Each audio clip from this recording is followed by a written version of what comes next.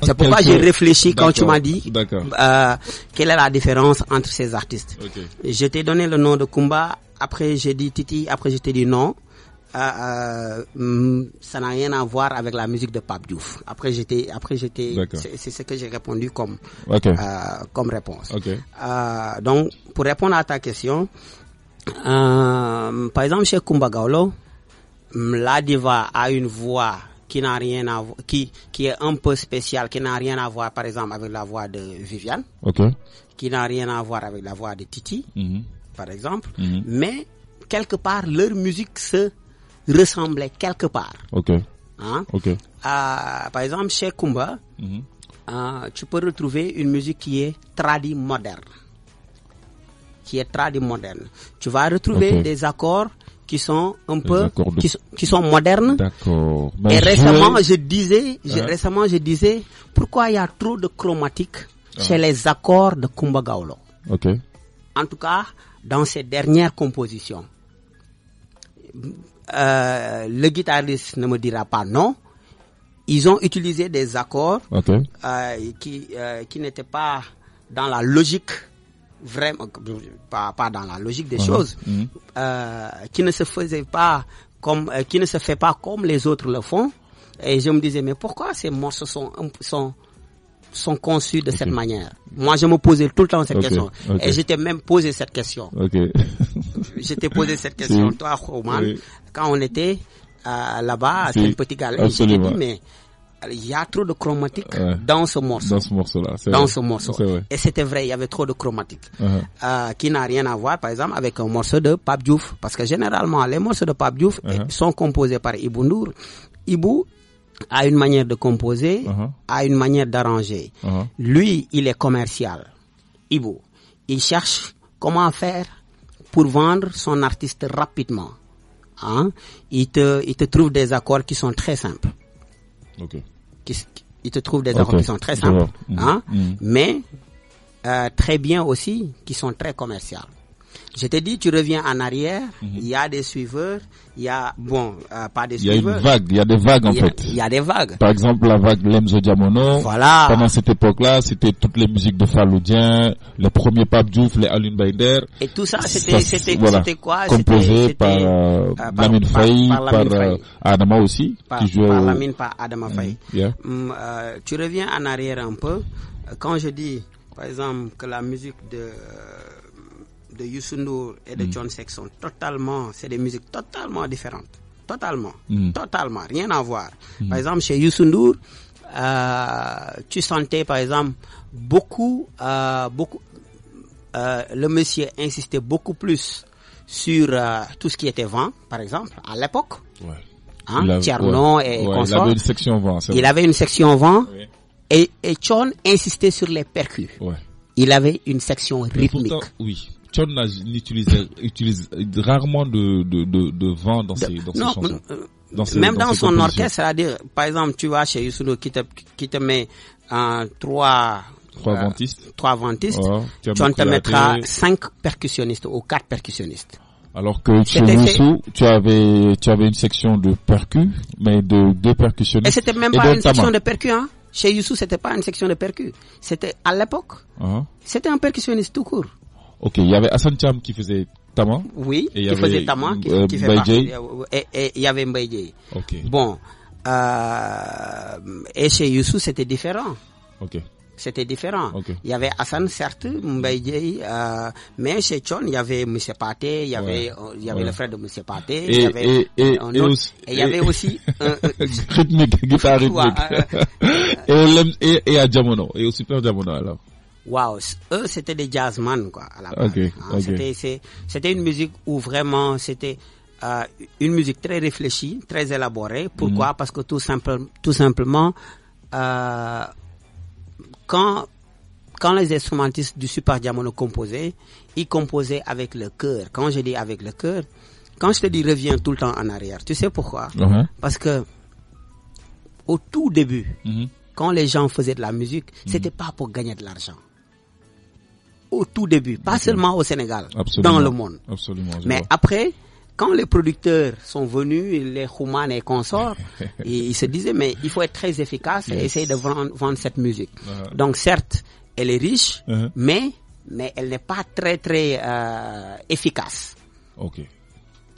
Et chez Youssou, lui cherchait l'efficacité, et en même temps de très belles compositions. Mais lui, il n'a pas adopté les marimbas, il a adopté très tardivement le marimba dans sa musique, Youssou. Oui, par rapport aux autres, aux autres orchestres.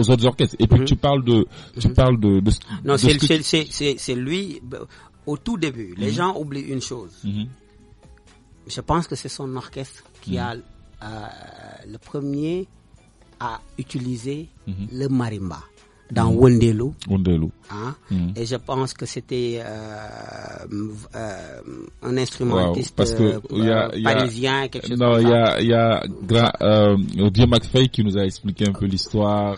C'était après le concert de Touré Kunda, etc. Il y a une histoire dans ce genre. Je pense que c'est Ray Lema, quelque chose comme ça, qui avait laissé le son ici. Mais c'est vas-y. La question que je te pose, c'est si je comprends bien ce que tu dis, au final, en fait, est-ce que c'est l'artiste qui vient avec avec sa musique, ou bien est-ce que c'est plutôt le compositeur qui impose un certain style à l'artiste? Comme aujourd'hui, par exemple, étant producteur, tu fais une musique et tu te dis, dans cette musique, j'entends bien la voix j'entends bien, je sais pas moi, Dabassé chanter dessus. J'entends la voix de Viviane sur ce morceau. J'entends la voix de Pape Diouf sur ce morceau. Est-ce que ce n'est pas le producteur qui impose les tendances? Est-ce que ce n'est pas plutôt des tendances qui sont créées par les producteurs, comme un Papis Konaté, un Baba Amdi, comme un Ibou Ndour? Est-ce que justement ce n'est pas cela? Est-ce que moi, dans l'impression que j'ai l'impression que c'est vous les producteurs qui imposez les tendances. Ce n'est pas forcément les artistes qui viennent avec leur tendance, ils viennent avec leur mélodie. Mais tout ce qui est arrangement, tout ce qui est rythmique, est-ce que ce n'est pas vous qui imposez cela?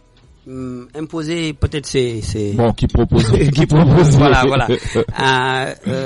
Il faut dire généralement quand un chanteur se déplace ou bien vous appelle au téléphone, il veut bien ton avis, il veut l'avis du producteur ou de l'arrangeur. Je dirais pas le producteur, parce que reviens en arrière. C'est Talla Diagne qui produisait ou son frère. Ok. Ou comment dirais-je encore, ou El Hadj Ndiaye Studio 2000. Ok. Après, il y a eu Youssou Ndour, c'est ça, Saprom. On parle, oui, Saprom. Saprom. Il y avait Ripi après. Donc c'était eux les producteurs. Et El Hadj Ndiaye n'est pas un musicien. Il était producteur tout court. Oui. Talla Diagne, n'était pas un musicien, mais il proposait beaucoup. Il avait énormément d'idées. C'est-à-dire, il disait, moi, je voudrais confier Fatou Guewel à Moustapha, parce que tout simplement, Moustapha amène beaucoup plus de rythme. Et quand je vends les cassettes de Moustapha, j'écoule beaucoup. Parce que rapidement. Parce que je sais que les premiers titres de Kinelam, les Diva, les Djalba, etc. Tout le monde d'ailleurs. C'était comment il s'appelle, Cheikh Tidiane Tall aussi. Oui, et Cheikh Tidiane Tall. Cheikh Tidiane Tall qui composait beaucoup pour cette tendance-là. Tout à l'heure, tu as dit un truc très important. Tu as parlé de tradi moderne. Est-ce que le mbalakh actuel, c'est du tradi moderne, ou alors est-ce que le tradi moderne a complètement disparu? Je n'arrive même plus à reconnaître qu'est-ce que le tradi moderne. Parce que ce dont tu parlais, c'est-à-dire que y a les morceaux avec du khalam, avec une rythmique, un peu avec des batteries, etc. Mais comme par exemple les morceaux qu'on chantait à Sorano, que les divas chantaient à Sorano, ce sont ces morceaux-là retouchés avec une touche un peu plus. On rejoue du khalam, on rejoue des notes, c'est des notes un peu plus traditionnelles, mais avec des instruments modernes. Est-ce que ce n'est pas, est-ce que ça existe toujours, ou est-ce que ça a complètement disparu? Ça n'a pas complètement disparu. Tu le retrouves, moi, dans la dernière production de Viviane, je l'ai fait dans un morceau c'est quoi le titre de ce morceau? Je pense Sigil. J'ai utilisé du khalam avec des instruments modernes. Pas du flûte peul, mais vraiment du flûte à la française. Ah ouais. Voilà. Donc là, on retrouvait le tradi moderne. Il y avait des instruments modernes, mais qui jouaient aussi. Faire du tradi moderne n'a rien à voir avec les instruments. Hein. Tu peux jouer avec des instruments modernes et faire tradi moderne. Par exemple, la voix de Kumba, je te disais, elle fait du tradi moderne. Elle peut te chanter une chanson, par exemple, au début, elle peut te faire quelque chose qui est très moderne. Arrivé à la deuxième partie, elle te fait du tradi moderne par sa voix, mais la musique reste moderne. Chez Kumba, par exemple. Et c'est quelque chose qui est, je sais pas, il faut je n'arrête pas de dire revenons en arrière. C'est important, c'est important parce que Kumba aussi a un parcours quand même qui est un peu différent, qui n'a rien à voir avec le parcours de Baba Amdi, qui n'a rien à voir avec le parcours de Youssou N'Dour, rien à voir avec le parcours de Wally ou de Viviane. Ça n'a rien à voir. Elle, très tôt, on connaissait les débuts de Kumba. C'était quoi? C'était de chanter pour le président, ouvrir les trucs, et il fallait faire des trucs traditionnels. Ou bien chanter pour la jeunesse de je ne sais pas. Voilà, elle a toujours donc forcément très tôt elle a eu donc forcément elle a ce truc traditionnel et moderne en même temps. Par exemple, tu vas chez Viviane, à ses tout débuts, c'est quoi? C'est du moderne à 200%. Pourquoi? Parce qu'elle vient de Mbour. Ici, les hôtels de Mbour, c'est quoi? C'est des reprises. Il faut pour évoluer dans les hôtels de Mbour, il faut faire des reprises de Céline Dion. Vous voyez un peu. C'est pourquoi je n'arrête pas de dire revenons en arrière. Mais est-ce que tu peux d'abord on va écouter peut-être un titre avant de souffler un peu. Mais la question que je vais te poser, est-ce que tu peux par exemple voir l'évolution qu'il y a eu par exemple depuis on va dire l'avènement du marimba dans le Mbalakh. Est-ce qu'il y a des moments, ou bien en tout cas il y a des époques où on a senti qu'il y avait une évolution, qu'il y avait des bonds qui ont été faits en avant? Je veux dire, avant le marimba, il y avait une certaine manière de faire le Mbalakh. Il y avait l'époque, la période des années 90, la période des années 80 où il y avait le Super Diamono, où il y avait le Super Étoile, etc. Ensuite, il y a eu la période de Chertal, les Moustapha, les Chertidiantal, avec les divas, etc., les Kinelam, les Darumba, etc. Ensuite, il y a eu la période avec l'avènement justement du marimba, avec des artistes comme Pape Diouf, avec des artistes comme Faloudien, avec des artistes comme Alioune Baider, donc avec le Lemzo Diamono. Chaque fois, il y a eu une évolution, chaque fois, il y a un plus. Mais j'ai l'impression que depuis l'avènement du marimba dans le Mbalakh, on est resté pendant très longtemps sans qu'il y ait un plus dans cette musique-là. On est resté statique. Oui, mais c'est pas pour me jeter des fleurs, hein. Mais avec l'arrivée du marimba, il faut reconnaître que sérieusement, quand je suis venu avec cette première production d'Ami Collé, où j'ai commencé à amener... Je reconnais que, arrivé à un certain moment, il y a eu une autre étape où il y a eu des arrangeurs comme Baba Amdi. Avec le piano dans le Mbalakh. Comme Ibou aussi. Ibou est venu avec une certaine touche, parce qu'à un certain moment, vous avez fait des productions ensemble, mais il y avait une couleur. Donc, quand on écoutait une production de Baba Amdi, j'avais l'impression, en fait, que c'était très dépouillé. Les mélodies étaient simples. Donc, on n'avait pas, tu vois, des mélodies super compliquées. C'était des mélodies qui étaient à la fois un peu répétitives, un peu comme dans les R&B américains, en fait. Et c'est ce que j'ai constaté. Mais, est-ce que toi, à ton niveau, est-ce que tu as constaté qu'il y a une certaine évolution? Ou bien, en fait, quel est ton point de vue par rapport à cela? Pour aller très rapidement, peut-être mon point de vue, c'est quoi? C'est avec l'arrivée du marimba. Les gens aujourd'hui n'arrêtent pas de critiquer le marimba, que moi j'apprécie beaucoup.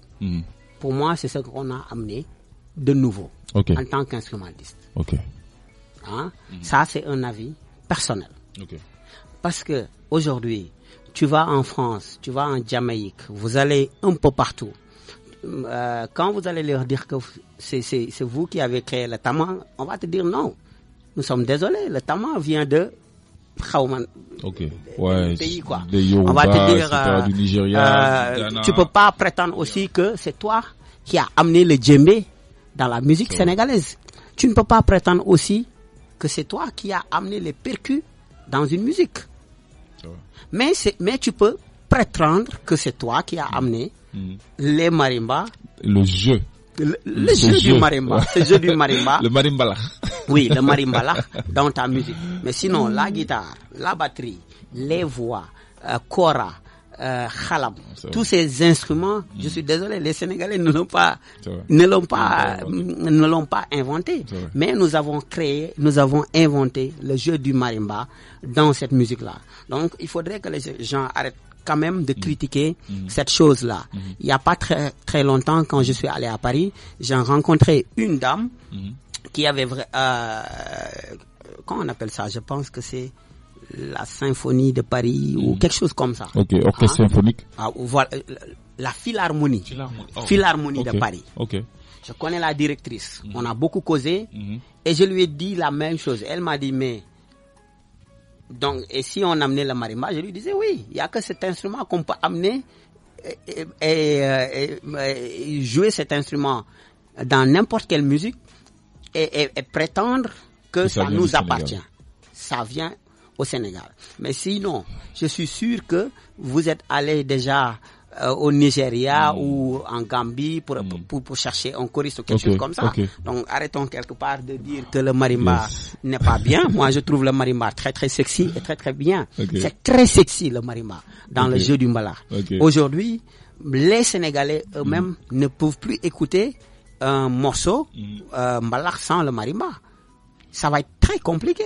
Je dis pas que c'est pas faisable. Mais le mbala existait avant le marimba. Oui, le mbala existait. Il y a des percus, les percus qui remplaçaient la rythmique était rajouté par exemple dans le Super Diamono par exemple. Il y avait tout le temps Chombay qui avait une rythmique qui revenait tout le temps. Oui, mais Roman, c'est-à-dire que le marimba, la guitare solo, les percussions, quel que soit l'instrument, c'est le monde qui est comme ça.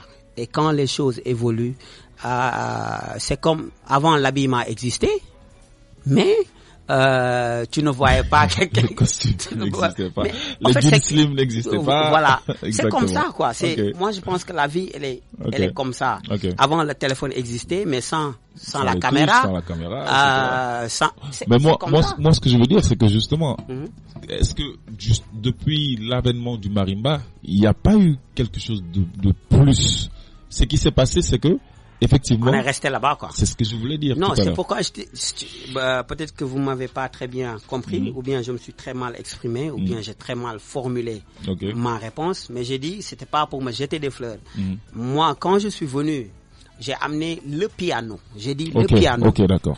Dans toutes les compositions que je faisais, celle de Ami Collé, bien entendu, pour dire la composition. Celle de Ami Collé, après les compositions d'Ender, de Titi, de Viviane, et je me rappelle à un moment, Nder me disait, on avait fait un album ensemble, il me disait, mais Baba, j'ai remarqué que dans ces 2 ou 3 morceaux qui viennent de passer, tu as mis du piano. Dans les autres morceaux, ne mets pas de piano. Je lui ai dit, non, ça c'est, il faudrait que je mette ça c'est l'empreinte. Et mais quand il m'a forcé, donc je lui ai dit, il n'y a pas de problème. J'avais pas mis de piano. Et quand il a écouté les morceaux, après il m'a dit, il faut que tu mettes du piano. Donc, ces années passées, rappelle-toi, reviens en arrière un peu. Quand tu écoutais du Ami Collé, du Nder, tous ces morceaux, pas seulement le style, mais tu retrouvais ce jeu de piano. Après, les Iboumbay n'arrêtaient pas de prendre des pianos aussi dans les morceaux mbala. Et tu retrouvais même le piano dans les morceaux de Kumba Gawlo. Tu retrouvais les pianos dans les morceaux de Papis Konaté. Tu retrouvais ces instruments. Après un moment, ça a disparu. Mais pour dire vrai, c'est vrai que avec l'arrivée du marimba, les gens n'ont pas très très bien rajouté, non pas, je ne vais pas dire évoluer parce que je n'ose pas le dire. On n'a pas trouvé pas d'instruments, parce que pratiquement on ne peut pas rajouter des instruments pour rajouter des instruments. Absolument, mais il faudrait que ça apporte un plus. Il faudrait que ça apporte un plus. Et ce plus-là, je pense que les voix sont en train de faire ça. Les voix sont en train de faire ça. Et les percus sont en train de faire ça. Il faut que tu m'expliques, en fait, quelle est la démarche derrière ces hommages que tu rends à ces artistes qu'on adore, qui sont des monuments de la musique sénégalaise?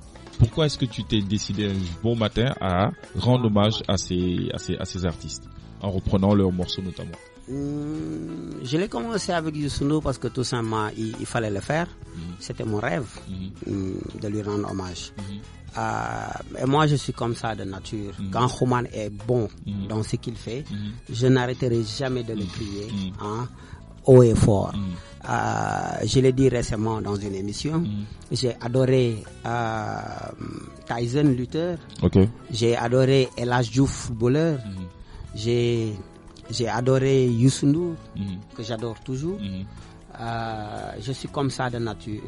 Et quand vous êtes même un excellent animateur, je n'arrêterai jamais de tarir des louanges. Je suis comme ça de nature. Comme j'ai tellement composé pour les artistes, j'ai tellement écrit pour ces artistes, il fallait à un moment, maintenant, savoir reprendre. La vie, elle n'est pas faite. En fait, faite seulement. C'est pas que de reprises, en fait. C'est recomposer parce que c'est ça, en fait. C'est-à-dire que moi, ce que j'ai écouté, c'est pas juste reprendre le morceau exactement, mais c'est plutôt faire de la recomposition carrément de l'œuvre. Donc, comment s'est fait déjà le choix de You Melody? Il faut dire que moi, je travaille en équipe. Je suis déjà dans un label. Certes, je suis le leader, mais je ne prends pas toutes les décisions. Je prends également des propositions. Il y a aussi cette chose qui est très très importante. Cette chose, c'est quoi? C'est même si c'est un album jazz, il faut essayer de rendre cet album commercial, parce que vendre le jazz au Sénégal n'est pas une chose qui est évidente. Exister, c'est pas évident du tout. Maintenant, c'est un album peut-être pour je sais pas, pour les pour les compagnies aériennes. C'est un album pour je sais pas. C'est un album qui est super compliqué à commercialiser dans un sens. Même s'il y a beaucoup d'amateurs de musique. Mais non. C'était par contre, là, on s'est tous gourés. C'était l'album qui était... Mais l'album You Melody n'existe plus dans le marché. Je vais te raconter une histoire. Comment il s'appelle encore? Pas Talla Diagne, l'autre, Gadiaga. Omar Gadiaga. Gadiaga nous entend. J'ai appelé Gadiaga pour lui dire... Gadiaga, j'ai sorti un album hommage à Youssou Ndour. Et je voudrais que tu essaies de me vendre ça. Il me dit ok. Il me dit tu le vends à il me demande tu le vends à combien? Je lui dis 10 000 francs. Il me dit mais yo, quand tu n'es pas normal. Je dis pourquoi? Il me dit non. Toi les albums mbalax n'arrivent même plus à se vendre. Yo, tu me parles d'un album où on ne retrouve même pas de voix. Nga may wax 10 000 Sénégalais duñ na sax falé. Billahi wallahi sur le Saint-Coran. Gadiaga m'a tellement découragé. Je lui ai demandé, maintenant je te donne combien de CD? Il m'a dit, donne-moi juste 25 CD. Je lui ai dit, non, Gadiaga, tu peux pas me casser comme ça. Il m'a dit, non, j'ai insisté, après il m'a dit, donne-moi 50 CD. Sur le Saint-Coran, je lui ai donné 50 CD et les CD ont disparu 2 jours après.